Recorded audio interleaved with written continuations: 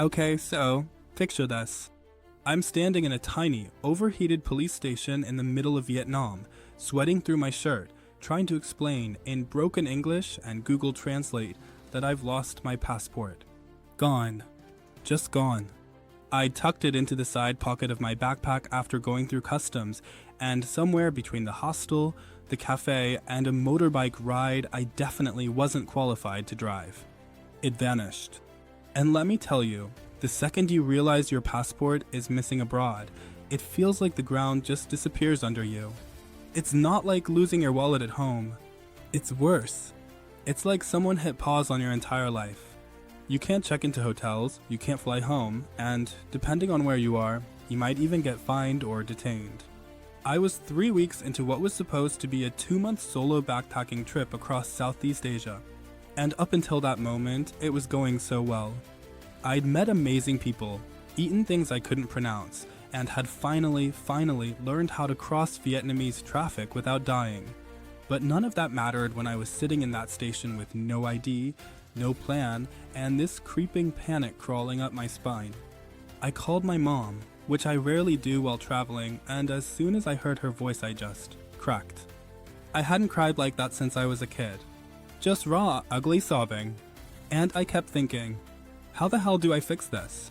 Now, here's where the story takes a bit of a turn, because 3 days earlier, completely on a whim, I'd signed up for travel insurance. It was one of those last-minute things I almost didn't do. I remember clicking around and landing on auras.insure. It was fast, not expensive, and didn't feel like I was buying a car loan in disguise, if you know what I mean. Anyway, back to me in full meltdown mode. I dug through my email, found the policy confirmation, and just hoped. I reached out through the emergency contact form, not expecting much. But within like an hour, I had someone calmly walking me through what to do next. They helped me figure out how to get to the embassy, what documents I needed to replace the passport, and even covered the cost of expedited processing and transportation to Hanoi, which would have been such a hit to my budget otherwise. And that was huge. But the real moment? The one that stuck with me? It was when I finally got the temporary passport and checked into a new hostel. I walked into that room, dropped my bag, and just laid down on the bed. And for the first time in days, I breathed. I don't think people talk enough about how vulnerable it feels to be far from home with something essential suddenly missing. You feel small, unprepared, even a little stupid.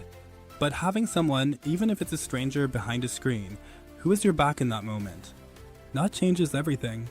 Now whenever I travel, no matter where or for how long, travel insurance is non-negotiable. It's like packing a charger or passport or sunscreen if you're me. And yeah, I still use auras. I just like that it doesn't feel shady or bloated with stuff I don't need. It's there, it works, and it's saved my butt more than once. If you're traveling soon, especially solo, seriously look it up. auras.insure. Or I'll drop the link in the description. It's not a sponsorship. It's just one of those things I now swear by, like drinking bottled water and never skipping travel snacks. Anyway, thanks for letting me rant a bit. Hope your next trip is smoother than mine. But if it isn't, just, be a little more prepared than I was. Catch you soon.